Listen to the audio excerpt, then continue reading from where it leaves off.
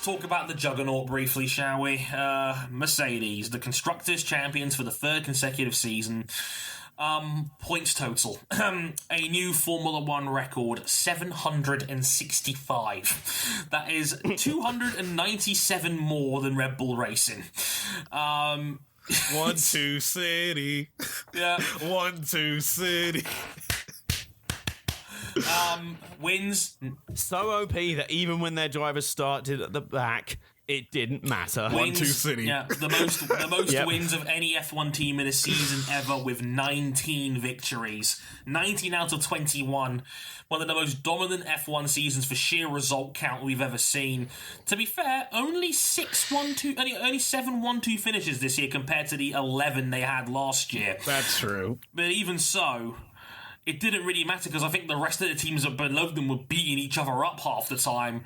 Even when Mercedes did have vulnerable moments, they still got the results they needed. I mean, Rosberg didn't. Hamilton had a terrible start to the year. The other teams tripped over each other to try and take advantage when Mercedes slipped. Hamilton had a terrible start to the year. Then he won 5 out of 6. Rosberg had the poor, between summer break and Spain moments, and then after that Rosberg just destroyed everybody in terms of consistency.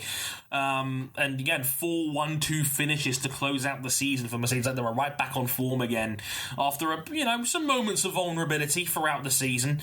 But Mercs are still the juggernauts, and I guess Red Bull were close again towards the end of last season, but how is anybody going to beat this team over a 20-race calendar? That's all I want to know. Like, what's it going to take?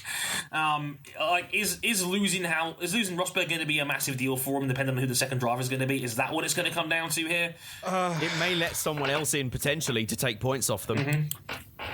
But that's about it. It just depends how big an aero shake-up will happen next year and how much aero becomes a factor again in the regulations. Because the last few years it's been power unit dominated. Right from the off, Mercedes have set a benchmark that no one else can even live with. I mean, they discussed it in Abu Dhabi. Mercedes are so overpowered with their power unit. They're so OP.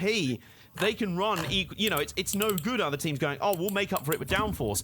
Mercedes can run just as much downforce and still put out more power than you because their engine is that good. Do you know what I mean? Yeah. So they've just got... And that might be they've got such a complete all-rounder car. But for me, what's interesting about Mercedes is that they almost don't have any right not to be the perfect 10, but they're not. Yeah, actually, when you've got a car that OP, they left the door fact that open. There was quite a few times they felt conservative on strategy. I mean, the Singapore moment was a real moment that really revealed a lot about Mercedes. That was almost suicide right there.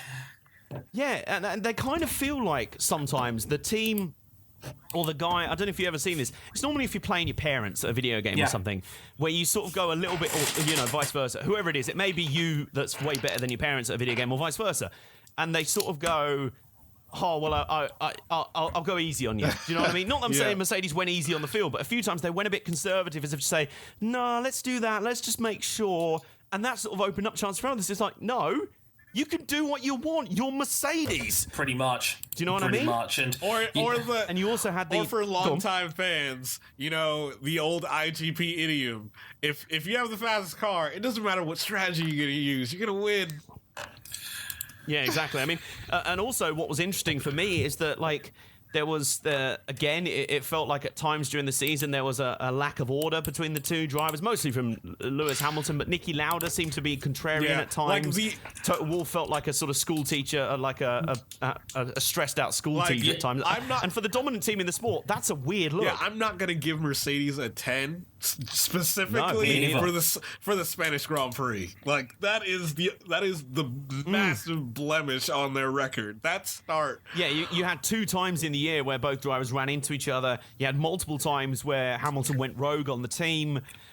That, to me, I don't know. It's almost a case of, in that respect, where the team were conservative because they were so OP. The drivers weren't because they were so OP. Do you know what I mean? You know what it is? It's complacency because they've not had a threat in 3 years. That's what that is. They've not had a threat. And this year, their closest threat from last year was nowhere. Exactly. Okay, here's my logic, and I'll give you my score at the end of this talk. Mercs are a team of complacents, and the thing is, they've always shown cracks in terms of their management, or in this case, mismanagement.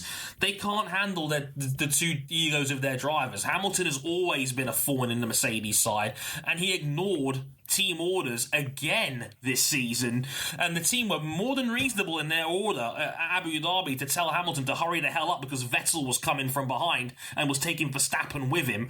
That they made a dog's dinner of Singapore where they very nearly cost themselves a win so they could get Hamilton back on the fucking podium, and that would have looked awful if Ricciardo wins that race. We're asking some serious questions about Mercedes strategy calls at that point. Yeah. Where talk of like legitimate race rigging would have been valid questions to ask at that point in time.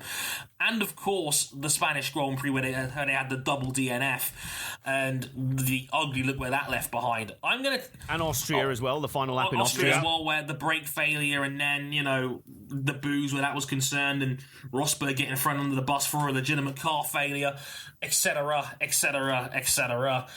I'm going to go 9. I'm going to take half a point off for the Spanish Grand Prix and half a point for Singapore, because I think that, despite the fact that it was a 1-3, the team badly handled that situation, and it could have looked... I feel like even in Abu Dhabi, their conservatism came into play. They stalled quite a lot on letting both drivers out of the pits, and that put Verstappen in between Rosberg at one point, or in front of Rosberg at some point. Again, it just felt to me like, you don't need to do this. You're Mercedes. Do you know what I mean? Absolutely. So I'm going to say 9, me personally. Yeah, I'm going 9. 8.5. Wow. I'm a little bit harsher. Okay, fair enough. So overall, that'll just about do it. I mean,